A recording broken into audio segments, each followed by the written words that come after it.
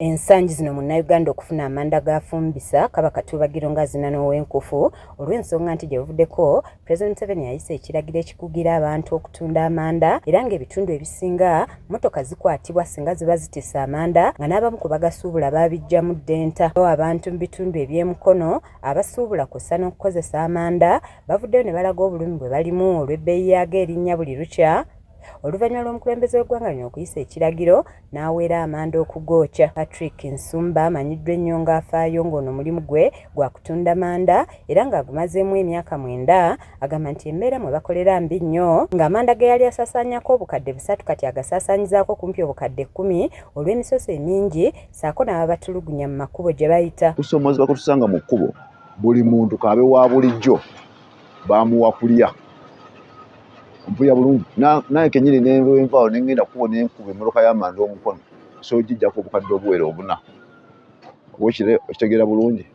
kubanga ono mu Uganda oba nnyinza nakigamba ntya buli muntu mugezi mu ngeri ye.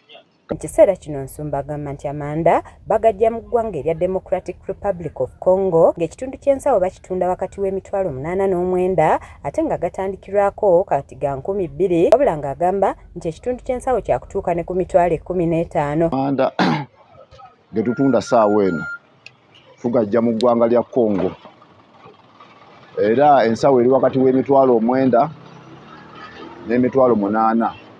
Omuntu atandikira ku manda getu ag'okulenga gali ku 2,000 agabugumya caayi amanda ge tutunda ga ensawo ezo ez'ebitundu era ensawo gye tutunda emitwalo 9 naye kyensuubira mu bbanga tonenye eyinza tutuuka mu 15 kubanga abantu abasinga kati mu bizinesi bagivuddemu bawanise. Asabye omukulembeze w'eggwanga okuddiriza mu kiragiro kino kuba bannayuganda bali bubi n'asaba n'abalina ebibira by'obwannannyini okwokya amanda wamu n'okunnyikiza enkola y'okusimba emiti era n'asaba ne gavumenti ekendeze ku bbeeyi y'amasannyalaze kubanga abantu abasinga tebalina busobozi bugula gaasi. Omuwozebwa gwe tulina kati ye bbeeyi y'amanda amanda twagatunda ng'emitwalo 5 kitundu naye kati omusajja aleeta amanda n'akugamba emitwalo 8 nga naye mutuufu olina okwongeramu olabe ng'ofuna ky'ojjamu.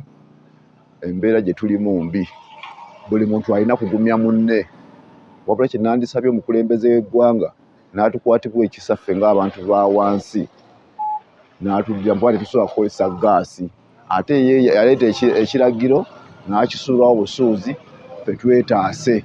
Ye Betty Mirembe ng'ono afumba mmere mu kabuga k'e Nabuti agamba nti yali akozesa amanda ga 15 olunaku wabula kati akozesa ga gumu kitundu kyokka nga nago gaba tegamumala ate nga tasobola kwongeza mmere kubanga bakasitoma bajja kudduka. Nkozesa ga 5 luli naye kati nkozesa amanda ga mutwalo gumu kitundu naye ng'ate mu kukekkereza ye gumu kitundu ng'okekkereza. Mmere tosobola na kulinnyisa kubanga jjukira ne bwoteri bungi kati gwe bw'olinnyisa ng'agende walala omulala ye ate mu mirimu muno olaba buli omu alina embeera ze. Mulimu kati nganze nfunamu buli kimu nkijja mu woteeri kati gwe bw'olinnyisa oli agenda wali ng'oli amuwa emmere ng'alya kati gwe ng'odiba nayo. Kati Betty Hope Nakasinga ye mukubiza olukiiko lwa disitulikiti y'e Mukono asabye omukulembeze w'eggwanga okuddiriza ku kiragiro kino kuba abantu abawansi tebalina busobozi bugula gaasi yadde okufumbira ku masannyalaze. Ate directive ya president ey'okubeera nti bateekawo oba bastopinga tugaanira ddala okwokya amanda mu bitundu.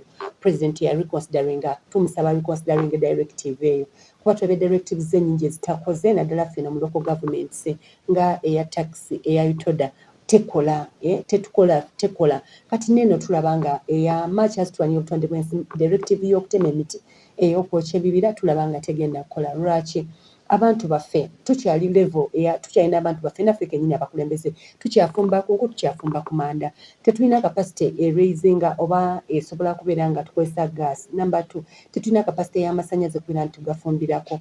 Kaweesa Paul yakusakidde eggulu erino ku Lwakes TV Agale.